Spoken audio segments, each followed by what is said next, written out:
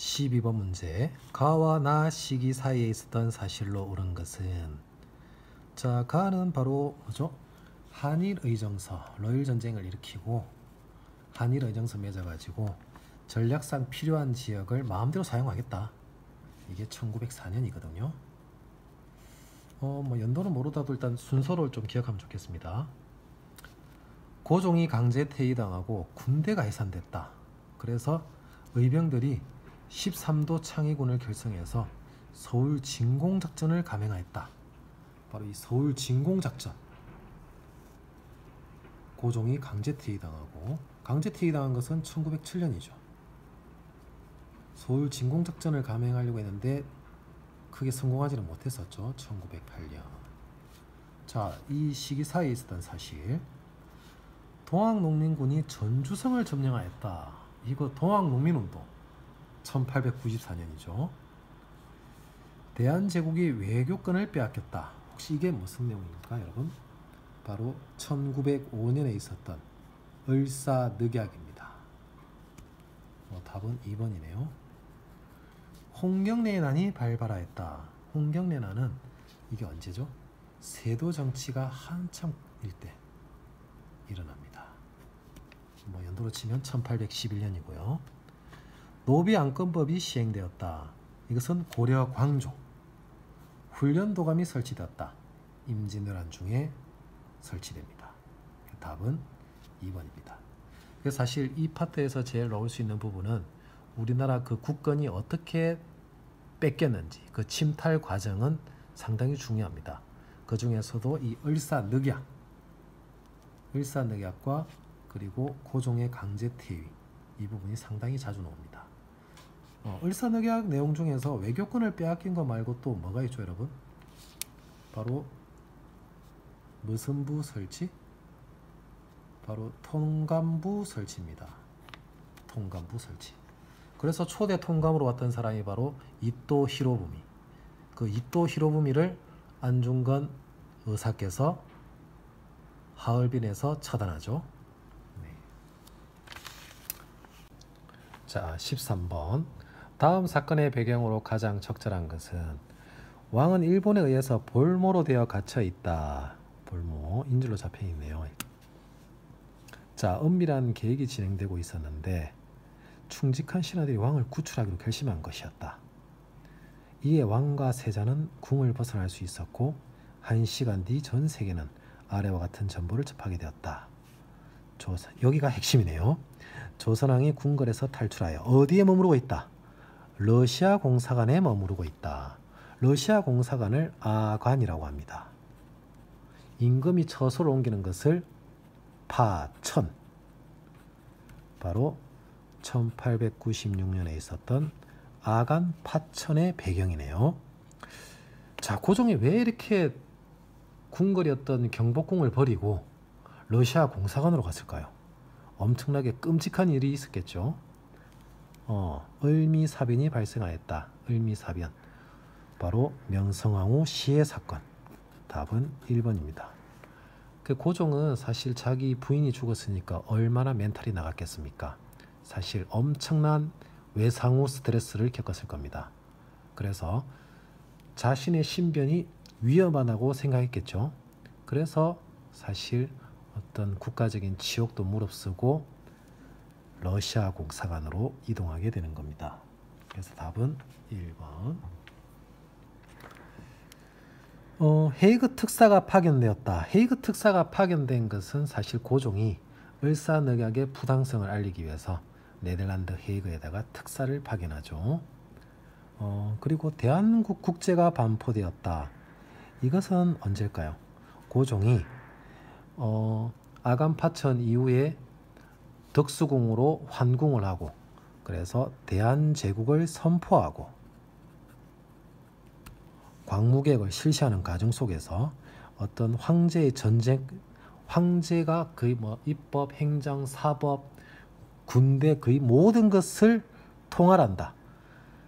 그러한 어떤 황제권을 천명한 것이 바로 이 대한민국 국제란 헌법입니다. 참고하시고요. 정답은 1번입니다. 자, 14번 문제. 가에 들어갈 내용으로 옳은 것은 6.25 전쟁의 전개 과정은 시험에 너무 잘 나옵니다. 그래서 6.25 전쟁의 전개 과정 반드시 기억해야 됩니다. 자, 한번 볼까요? 북한군이 남한을 침략해서 낙동강 방어선을 구축했다. 쉽게 말하면 대구 바로 그 위쪽 지역까지 해가지고 낙동강까지 사실 우리나라가 밀린 겁니다. 그래서 가는 보면 모르겠고 일단 중국군이 개입하고 일사후퇴했다. 그래서 어떻게 했길래 중국군이 개입했죠? 유엔군이 참전하고 인천 상륙작전을 통해서 한강 유역을 탈환하고 그리고 압록강까지 진출하게 되니까 중국은 자신의 앞마당이 위협받는다고 생각하고 중국군을 개입시킵니다. 그래서 국군과 유엔군이 서울까지 뺏기고 후퇴하게 됩니다. 그게 그 유명한 일사후퇴입니다. 그리고 전선이 그 38도선 그리고 휴전선 좀 구별을 해야 되는데요. 어쨌든 휴전선 부근에서 전선이 이제 거의 뭐 이렇게 별 진전이 없는 겁니다. 그래서 결국 1951년부터 정전협정이 시작돼 가지고 약 한 2년 동안의 정전협정을 진행하는 과정 속에서 53년 7월 달에 정전협정이 체결됩니다. 자, 그러면 우리가 낙동강 방어선까지 밀리게 되고 그리고 우리가 압록강까지 진출하게 되는 그 중간에 있었던 바로 뭐죠? 인천 상륙작전과 서울 수복입니다. 답은 2번.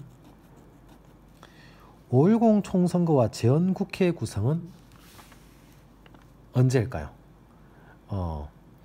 이것은 1948년입니다. 48년. 한인애국단 결성과 윤봉길 의거. 바로 이거 하면 떠오르는 사람이 누구죠? 김구 선생입니다. 임시정부의 위기를 타개하기 위해서 1931년에 한인애국단을 결성하고 윤봉길 선생이 1932년에 의거를 일으켜서 중국이 임시정부에 대한 지원을 아끼지 않는 계기가 되는 사건입니다. 답은 2번입니다. 자, 15번 문제를 보도록 하겠습니다. 가에 대한 설명으로 옳은 것은 자, 자료는 상하이에서 수립된 뭐의 기관지이다. 그 신문 이름은 독립신문이네요. 독립신문은 독립협회의 신문도 독립신문이고 바로 임시정부의 기관지 이름도 바로 독립신문입니다. 그래서 독립신문은 중국과 미국 지역 등 해외의 한인 동포뿐만 아니라 임시정부의 연통제와 교통국, 임시정부의 비밀행정 조직과 통신기관이죠. 이걸 통해서 국내에도 배포되었다. 임시정부에 대한 설명을 고르면 되겠네요. 장용령을 설치했다. 이것은 바로 정조입니다. 원산학사를 설립한 것은 어디죠? 바로 원산지역 주민들이 설립한 것입니다. 개화기 때. 홍범 14조를 반포하였다. 이것은 가보개혁 때, 특히 2차 개혁 때죠. 가보개혁 2차.